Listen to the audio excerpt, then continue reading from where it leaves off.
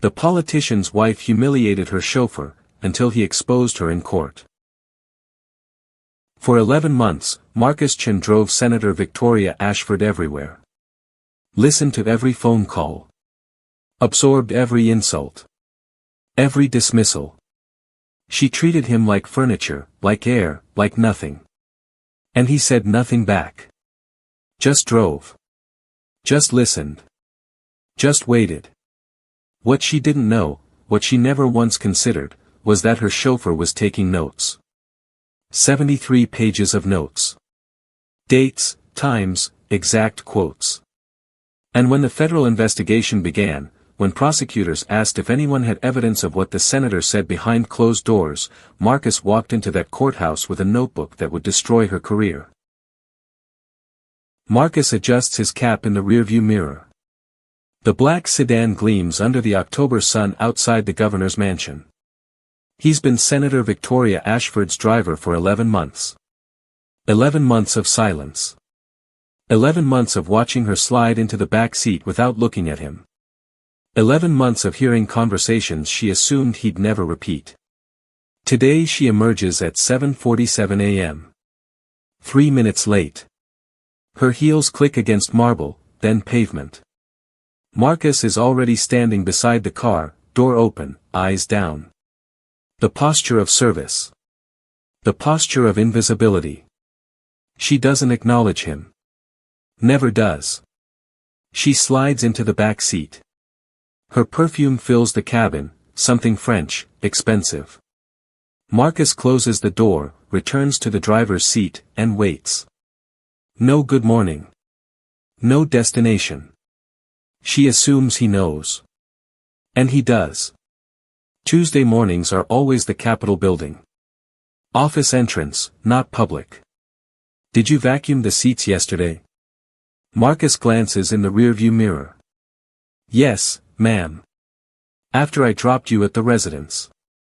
There's lint on the headrest. He looks again. The leather is immaculate. He cleaned it himself at 6 a.m. I'll take care of it at the next. Take care of it now, she cuts in. Marcus puts the car in park. Steps out. Opens her door. She doesn't move. Doesn't shift. Doesn't make space. He has to lean across her lap to reach the headrest, his shoulder inches from her face. She watches her phone while he works, not blinking, not caring that he's practically on top of her. He produces a lint roller from the door pocket. Rolls it over leather that's already spotless. She smells like coffee and contempt. You're blocking my light. Marcus adjusts his angle. Finishes the performance. Returns to the driver's seat. She doesn't thank him. She never thanks him. They drive for 17 minutes in silence. Then her phone rings. She answers without greeting. The gala is Saturday. You'll drive me and my husband. Wear the formal uniform, not this one. Her voice is flat, transactional. And do something about your cologne. I can smell it from back here. Marcus isn't wearing cologne. He never does. It's in the employee handbook her chief of staff wrote. Section 7, paragraph 3, no fragrances. Yes, ma'am. At a red light, another call comes through. She answers. Her voice changes instantly, warmer, smoother, the version she uses for cameras. Tell them we're committed to transparency. Full disclosure. We have nothing to hide. She laughs. The practiced laugh she uses in interviews. No, the audit is a formality. My financial records are cleaner than a Sunday school classroom. The light turns green. Marcus drives. Victoria continues talking, voice low but clear. The privacy glass between front and back seats is supposed to be soundproof. It isn't. Marcus has known this since his second day. She doesn't know. Or maybe she doesn't care. Because who listens to the driver? The Monaco account is secure, she says. The shell company structure is airtight. Even if they trace it, it's Richard's money, not campaign funds. Perfectly legal. Marcus's hands stay at 10 and 2. His expression stays neutral. But in his jacket pocket, there's a small black notebook. And tonight, when he gets home, he'll add one more entry to the 72 he's already written. At the Capitol, he executes the arrival perfectly. Circles to the private entrance. Parks. Exits. Opens her door. She steps out without looking at him, phone still pressed to her ear, and disappears into the building. Marcus closes the door. Returns to the driver's seat. Sits in the silence. Then he removes the notebook from his pocket. Flips to today's date. Writes. 7:47 a.m. departure. False complaint Lint, none present. False complaint Cologne, wearing none. Phone call audit. Quote, financial records cleaner than Sunday school classroom. Second call, Monaco account mentioned. Shell company described as airtight. Richard Ashford's money referenced. He closes the notebook. Returns it to his pocket. Sits in the car and waits for the next humiliation. This is what he does. Every single day. He drives. He listens. He writes. And he waits. Because Marcus Chin didn't take this job to be a driver. He took it to be a witness. Saturday arrives with rain. Marcus picks up the formal uniform from the dry cleaner at noon, black suit, white gloves, peaked cap. It's Victorian. Antiquated. Designed to make him look like staff from another century. That's the point. Wealth requires visible servants. He arrives at the mansion at 5 p.m. The gala starts at 7. He waits in the car, engine running, heat on low, rain drumming against the roof. At 6:32 p.m., the front door opens. Richard Ashford emerges first, tall, silver-haired, tuxedo perfectly tailored. Victoria follows in a champagne-colored gown. Diamonds at her throat. Hair styled in an updo that required 3 hours and a professional. Marcus is out of the car before they reach the steps. Door open. Eyes down. The rain soaks through his uniform. Richard nods at him. Evening, Marcus. Sir. Victoria slides in without a word. Richard follows. Marcus closes the door, returns to his seat, begins driving. Water drips from his cap onto his collar. She doesn't notice. Or she does, and doesn't care. They're silent for 10 minutes. Then Richard's phone buzzes. Christ. His voice is low. It's Jonathan. The lawyer. Don't answer it. Victoria's voice cuts like glass. Not tonight. He's called 4 times. Then he can call a 5th. Tonight is about the Jefferson Foundation donors. I need their support locked before the primary. Richard exhales slowly. The audit is nothing. A political hit job from Morrison's campaign. Our accountants confirmed everything is in order. Her voice softens, but only slightly. Trust me. This disappears after the election. Marcus's eyes stay on the road. His jaw stays relaxed. But he's listening. Always listening. What about the Monaco thing? Richard's voice drops. If they dig into the account. They won't. The shell company is airtight. And even if they trace it, it's your money, not campaign funds. Perfectly legal. Legal and ethical aren't the same thing, Vic. And ethical and electable aren't the same thing either. She shifts in her seat. Marcus can see her reflection in the rearview, jaw set, eyes hard. Do you want to win or do you want to be right? Richard doesn't answer. The question sits in the air like poison. They arrive at the Grandview Hotel at 6:58 p.m. Marcus navigates the circular drive, stops beneath the awning where photographers cluster like moths. He exits, opens Victoria's door first. She steps out into camera flashes, smile already locked in place. Perfect. Practiced. Political. Richard follows. They pose for exactly 8 seconds. Then they're gone, swallowed by the lobby's golden light. Marcus closes the door. Returns to the car. Drives to the auxiliary lot where staff vehicles wait. He parks 3 rows back, kills the engine, removes his notebook. 6:40 p.m. conversation. Monaco account mentioned again. Shell company described as airtight. Quote, legal and ethical aren't the same thing. Richard Ashford expressed concern. Victoria prioritized electability over ethics. He closes the notebook. Sits in the dark car, rain still falling. 3 rows over, another driver leans against a town car, smoking. The man waves. Marcus doesn't wave back. He's learned not to form friendships here. Drivers gossip. He can't afford to be remembered. At 10:47 p.m., his phone buzzes. Time to retrieve them. He circles back to the main entrance. The gala is ending. Wealthy couples pour out in evening wear, laughing too loud, drunk on wine and self-importance.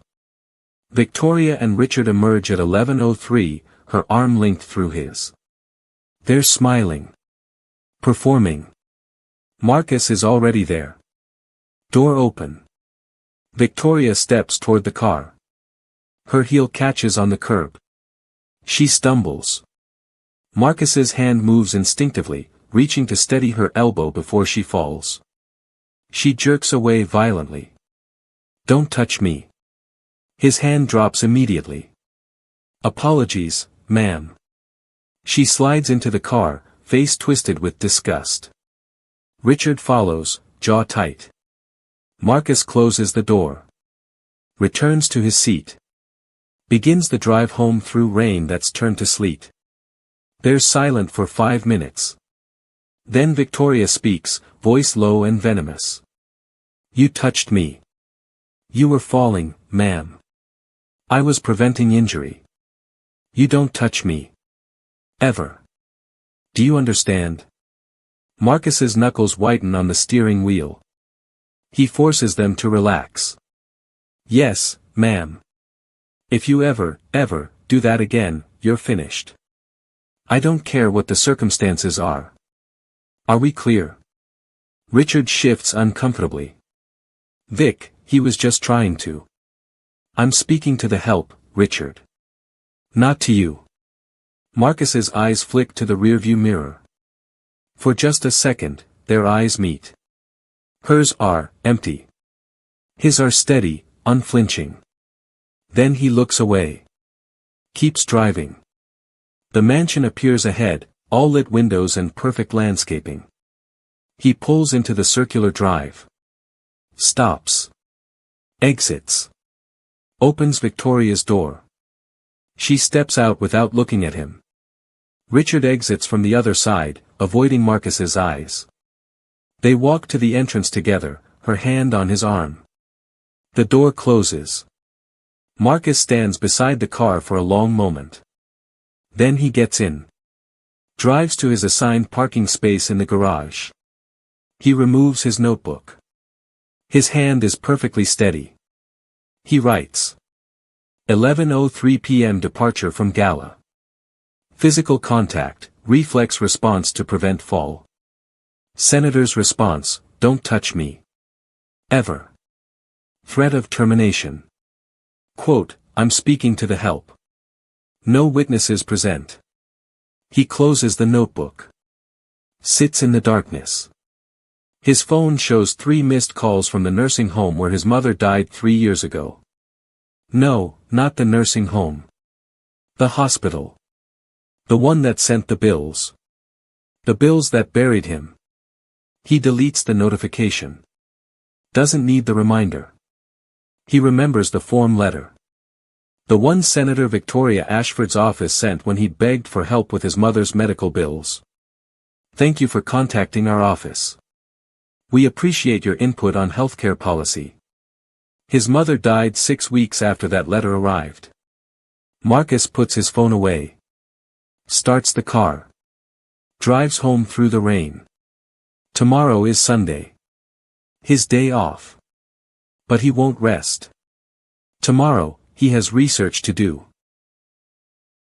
Sunday morning, Marcus doesn't sleep in. He's awake at 6 a.m., same as always. But instead of driving to the mansion, he drives to the public library on Meridian Street. Parks in the back lot. Carries a laptop bag and a thermos of coffee inside. The reference section is nearly empty. A teenager doing homework. An old man reading newspapers. Marcus chooses a corner table, opens his laptop, connects to guest Wi-Fi. He spends 4 hours reading federal election law.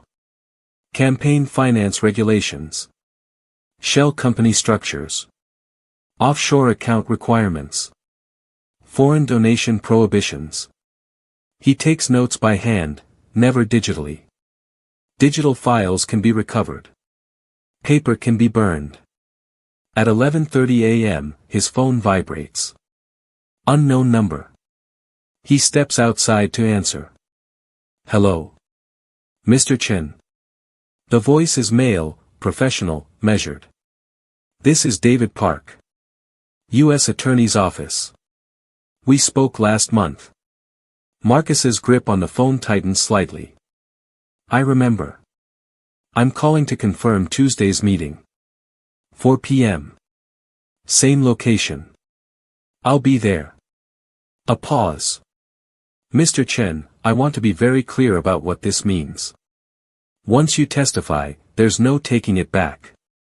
Your employment ends. Your name becomes public. Senator Ashford has significant resources. The scrutiny will be. I understand. Do you? Because I've watched witnesses change their minds when they realize what they're facing. The media attention. The legal pressure. The. Mr. Park. Marcus's voice is quiet but firm. I've been documenting conversations for 8 months. 73 entries. Dates, times, exact quotes. I know what I'm walking into. Another pause. Longer this time. All right. Tuesday. 4 p.m. Don't be late. The call ends. Marcus returns inside. The teenager is gone. The old man is still reading. Marcus sits back down but doesn't reopen the laptop. Instead, he removes something from his wallet. A photograph, creased and faded. A woman in her 50s, smiling, standing in front of a small house. His mother. Taken 2 years before the cancer diagnosis. 3 years before the medical bills started arriving. He'd been 23 then. Working 2 jobs to cover her treatments. The insurance company denied the experimental therapy. Too expensive. Not medically necessary. He'd written to every elected official in the state, begging for help, for intervention, for anything. One office responded. Senator Victoria Ashford sent a form letter. Thank you for contacting our office. We appreciate your input on healthcare policy. We are committed to fighting for affordable medical access for all constituents. His mother died 6 weeks later. The bills kept coming for 2 years after that. Marcus spent those 2 years learning everything he could about campaign finance law, political corruption, lobbying disclosure requirements. He took community college courses at night. Read case law until his eyes burned. Taught himself to recognize the patterns. Then he applied to be Victoria Ashford's driver. Not because he needed the job. Because he needed access. He returns the photograph to his wallet.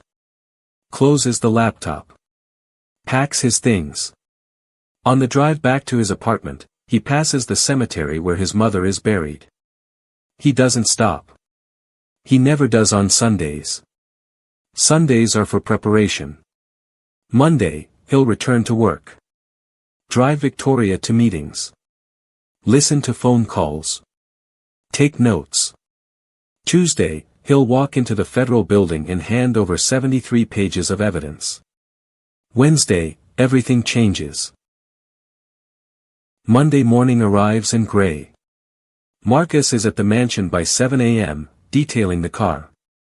Vacuuming. Wiping surfaces. Checking tire pressure. Everything perfect because it's always perfect. Victoria emerges at 7:44 a.m., earlier than usual. Her expression is storm clouds. Marcus opens her door. She slides in without speaking. He closes it. Returns to his seat. Waits for instructions that don't come. 30 seconds pass. The federal building, she says finally. Downtown. And avoid main streets. I don't want traffic. Marcus knows the building. United States District Court. He also knows why she's going. The audit has escalated into a formal investigation. The U.S. Attorney's Office has opened a case. He drives in silence.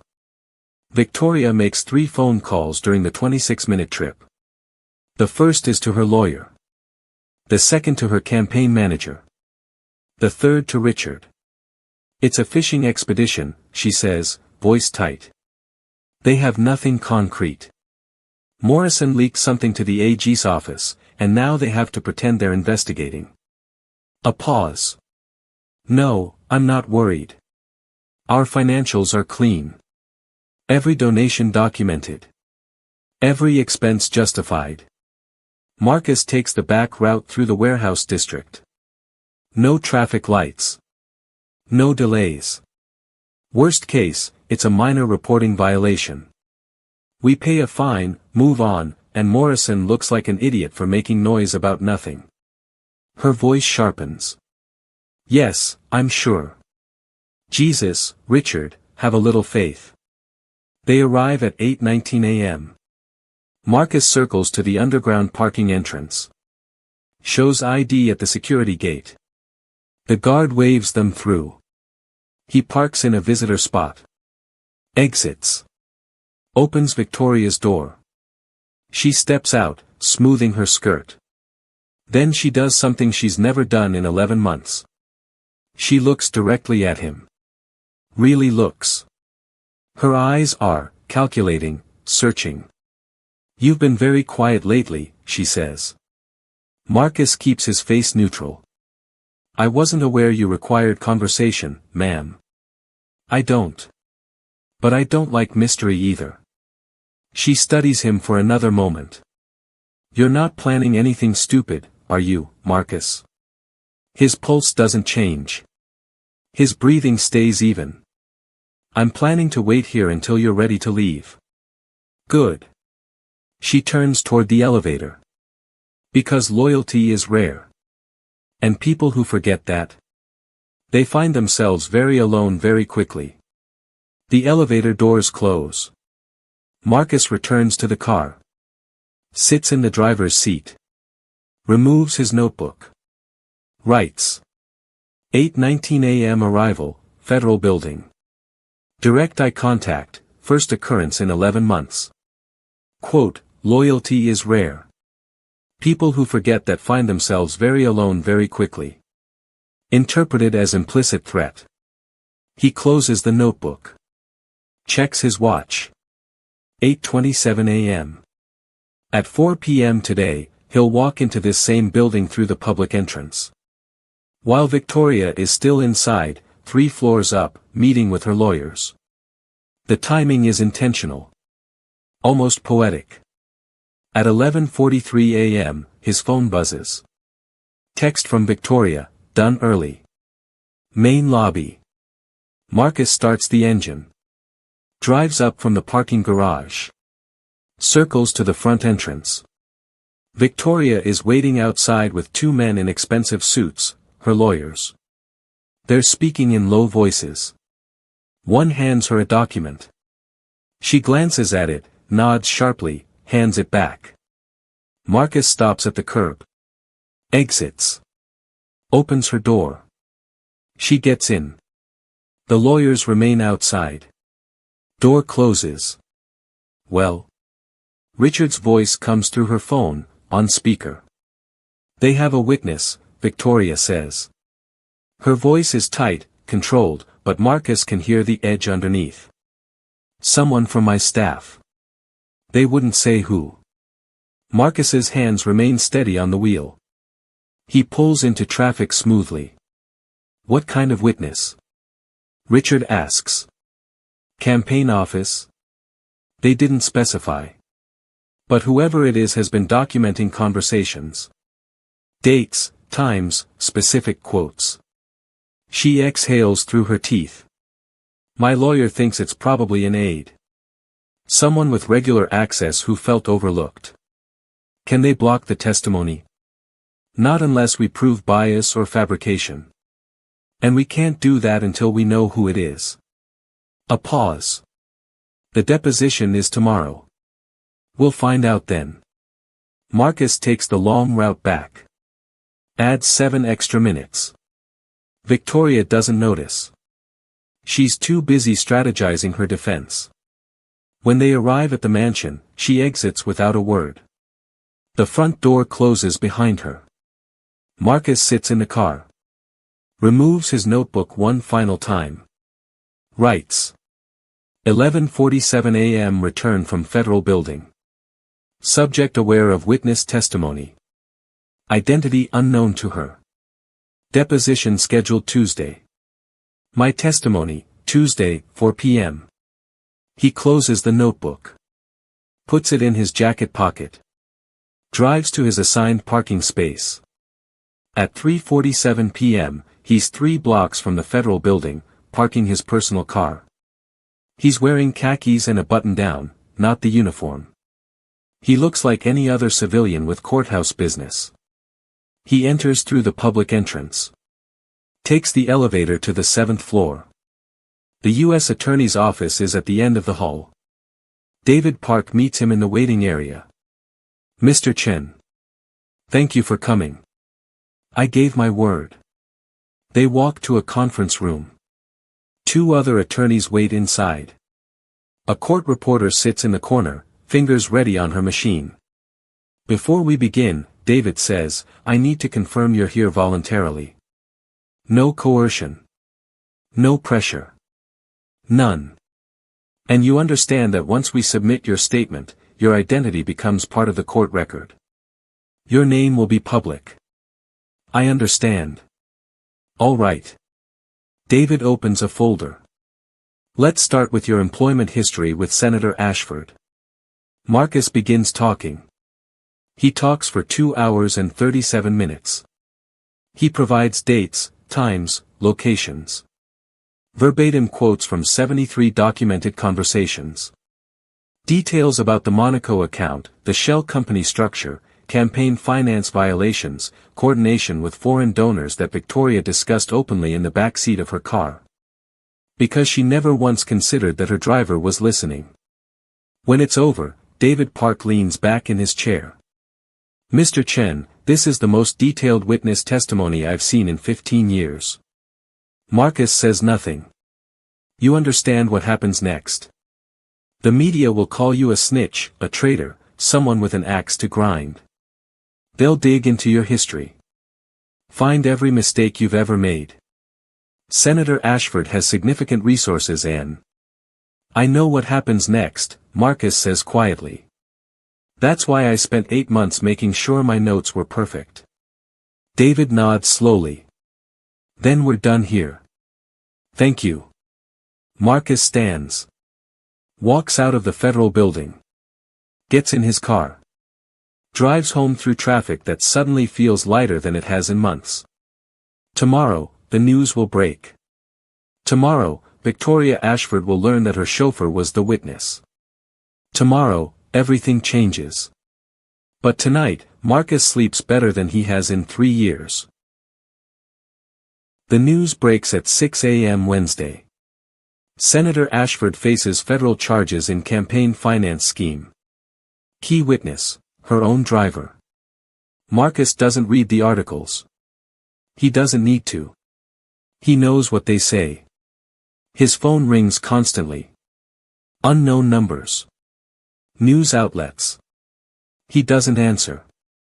He's given his statement. The testimony is public record. Nothing more to add.